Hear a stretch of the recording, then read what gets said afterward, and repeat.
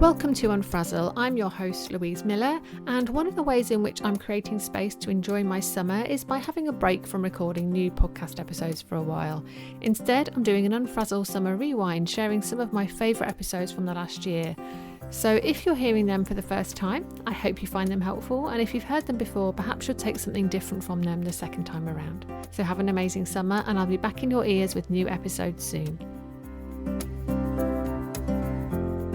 If you've read all the books, tried all the apps and spent a small fortune on planners, but you still haven't found a way to plan that works for more than a few days or weeks at a time, you are not alone. And it might seem like everyone else has it sussed, but believe me, they don't. There are many people just like you who are brilliant at what they do, but who find it hard to create plans that they actually stick to. And you might say that doesn't matter, right? As long as you're showing up and doing your thing, then it's all good. Well, it might be fine for you to carry on as you are if you're happy to stay where you are. But if you want to grow and make a bigger impact, that's going to be tricky if you're always feeling like you're flying by the seat of your pants. So today I want to share with you the common mistakes I see business owners make when it comes to planning. And the first mistake is only planning when things feel particularly chaotic. So we've all been there. Those moments where you're juggling so many things, so many ideas, demands on your time, things you need to remember, that your head starts to spin and you can't think straight. So you grab a fresh piece of paper or a blank Trello or Asana board or something like that, and you get organised. And when everything is nice and tidy, you feel so much better, at least for a while.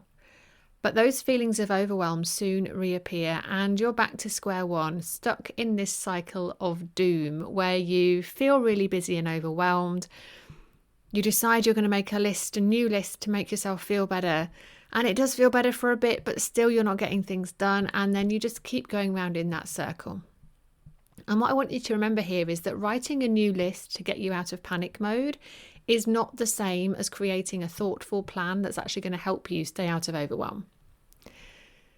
And the second mistake is not reflecting on the previous month, previous quarter, previous year. So I don't know if you've noticed this too, right? We're always in such a hurry and so fixated on the things we haven't done that we rarely pause to look back and notice how far we've come. So what if you could use the time you set aside for planning as an opportunity to look back as well as forward, to celebrate your achievements and reflect on what's been going well? And wouldn't it be helpful to acknowledge the things that didn't go so well too, to notice where you let yourself off the hook with important but uncomfortable tasks and to spot the limiting thoughts that could be holding you back? And when you never give yourself time to reflect on those things, to reflect on what's gone before, you miss all those valuable lessons, and then you are so much more likely to keep repeating the same mistakes and your productivity will suffer.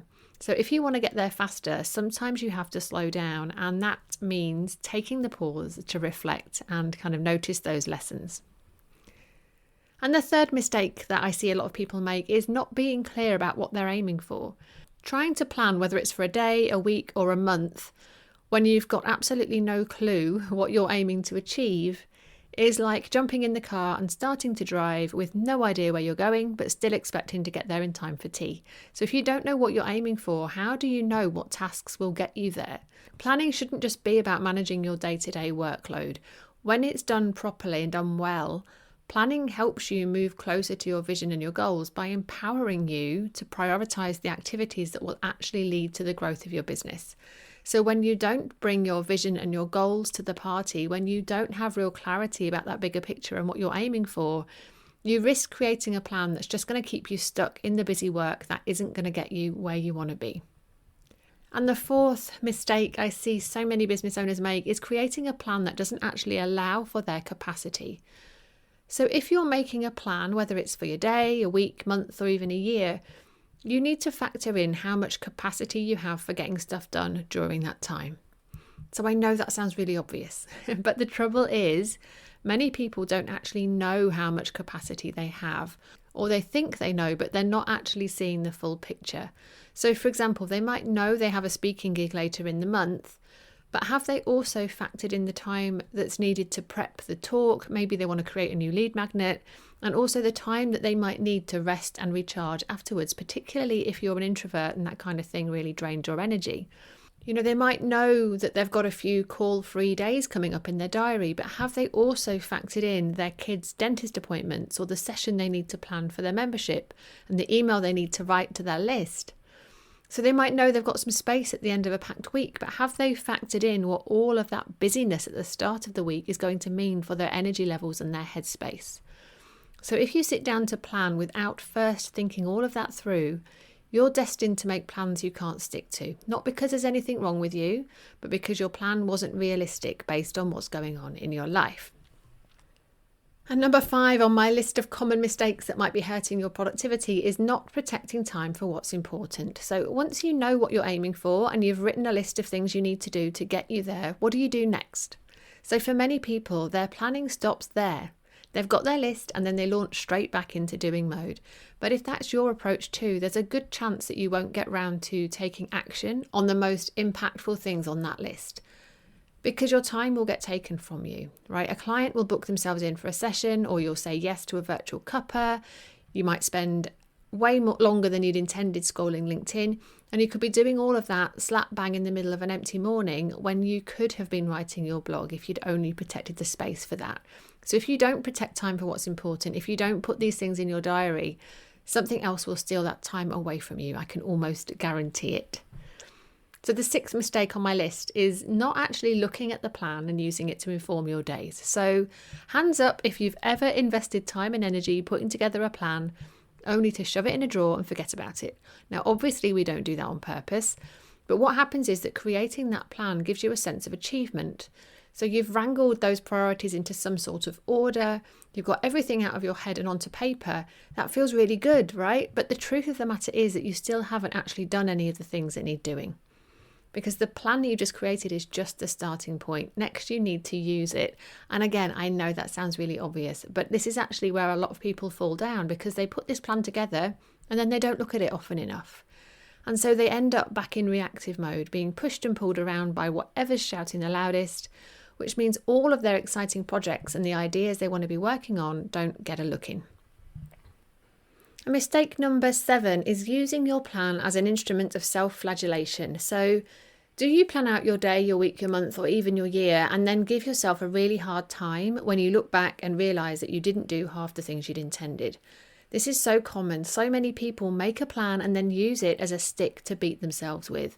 If things don't work out in the way that they'd hoped, they start to think there's something wrong with them. They tell themselves they're not working hard enough or fast enough, and they start to feel like a failure. So does any of that feel familiar to you? If so, listen up, because if you remember nothing else, I want you to remember this. Your plan should guide and support you, allowing you to recalibrate if things go wonky. Your plan should never make you feel less than or like you're failing. You're doing the best you can, right? Life happens and we all get to the end of the month and find there are things we didn't get done. That's just being human. I really would love it if you could just adjust your relationship with your planning so that it feels like something so supportive rather than something that you beat yourself up with. And mistake number 8 is believing you can do it all yourself. So don't get me wrong, some people can plan and then take action on their own, but there are fewer of those people than you might think. And when you're busy, right, having the discipline to stop and plan regularly is hard, particularly when you're left to your own devices. And then if you do finally sit down to plan, if you're on your own, there's a real temptation that you're going to rush it, or that you might get stuck in the planning phase and overcomplicate things because your perfectionism starts to kick in.